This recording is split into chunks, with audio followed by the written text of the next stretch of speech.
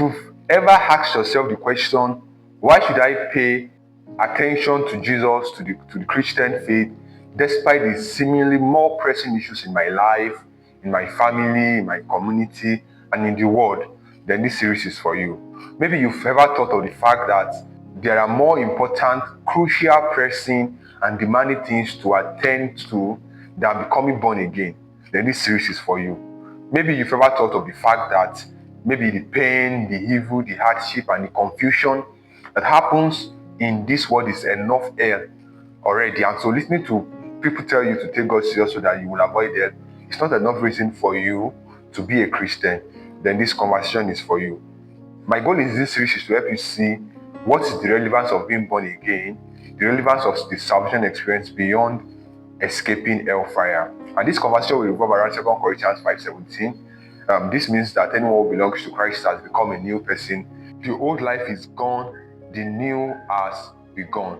3 words in that passage: anyone. By anyone, it means whether you are a male or female, young, old, black, white, or green, or purple, whether you are married or you are single, African or American or European or Asian, whether you are educated or you are not educated, you are rich, you are poor, anyone, anywhere, anytime, anyhow, and any category of persons. It's good for that to say that means that anyone who belongs to Christ belongs to Christ. See, what does belonging to Christ means? How do I belong to Christ? Now, it means to be saved. It means to be born again. It means to believe in the gospel of Jesus Christ. By salvation, it means believing in the sacrifice of Jesus Christ for you on the cross of Calvary.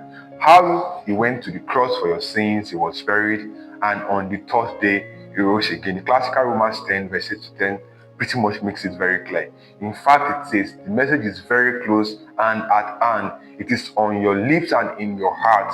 And that message is the very message about the faith that we preach. If you openly declare that Jesus is Lord and believe in your heart that God raised him from the dead, you will be saved. For it is by believing in your heart that you are made right with God, and it is by openly declaring your faith that you are saved. You can also check the title on this YouTube channel. We titled it "How to be Saved According to the Bible." The link is in the bio of this video. So that's what it says. So back to our conversation. 2 Corinthians 5:17 says anyone. That means indeed any category and every category of person belongs to Christ. Belongs to Christ means becoming born again, receiving the life of Christ into you, being saved. It now says has become a new person. The old life is gone, the new has begun. This passage says the very moment you believe the resurrection of Jesus Christ, you have become a new person, old things have passed away. But you are asking yourself, really? Because the truth is, it doesn't look like anything changed. Look at your physical body. If you were light in complexion before you became born again, you didn't suddenly become dark in complexion.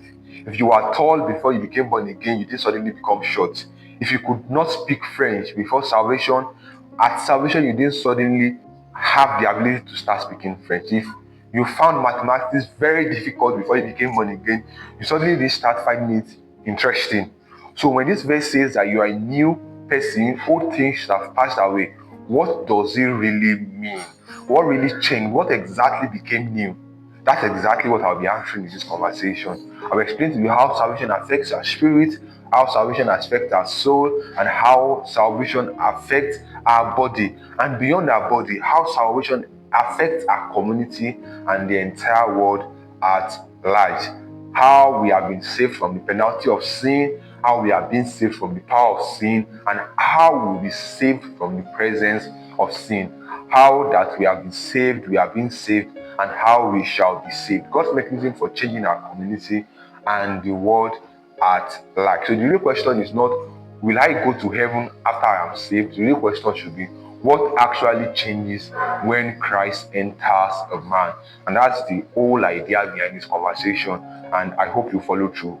Remember, God has a plan for your life.